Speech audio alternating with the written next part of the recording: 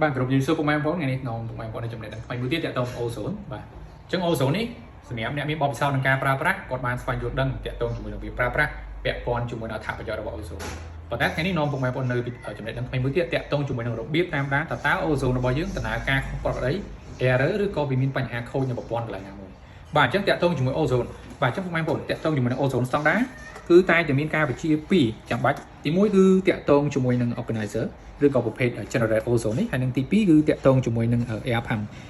នេះហៅថាខ្យល់របស់វាបងប្អូនអានេះតាក់ទងជាមួយនឹងការបើកដំណើរការឲ្យ motor ខ្យល់រុញព្រោះ ozone វាមាន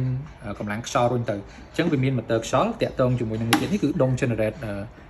ozone នៅក្នុងហ្នឹងដែលជាគ្រឿងក្នុងវាអញ្ចឹងចំពោះដំណើរការនៅពេលដែលយើងបើកប្រកដីជាក់ស្ដែងគឺយើងបើកទាំងពីរនឹងតែម្ដងបាទពេលយើងបើកទៅវានឹងដំណើរការទាំងពីរហ្នឹងក៏ប៉ុន្តែបើសិនជាពេលណាមួយពុកម៉ែបងប្អូនបើកទៅវាចេញតែ air pump ទេប៉ុន្តែ organizer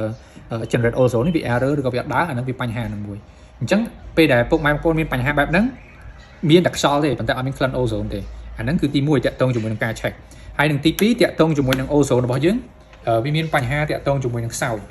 ozone របស់យើងមានថាខ្សោយកម្រិតនៃការចេញខ្យល់ទៅឬក៏ក្លិនទៅគេច្រើន ozone គេសង្កេតទៅលើក្លិនអញ្ចឹងពុកម៉ែបងប្អូននៅពេលដែលទី1យើងបើកដំណើរការអស់ហើយ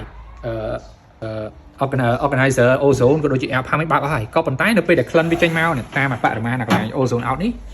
ពេលដែលយើងបើកអស់ហើយយើងបើក volume វាអស់ហើយឬក៏គ្រាន់តែយើងយកដៃប៉ះឬក៏យើងយកដៃដាក់នៅនឹងហើយយើងយកធ្វើមកហិតឬក៏យើងហិតនៅកន្លែងហ្នឹងវាអត់មានក្លិនតែម្ដងវាមានតែខ្យល់ចេញបាទវាមានតែខ្យល់ចេញតែក្លិន ozone ជាប្រកដីហ្នឹងវាអត់សូវមាន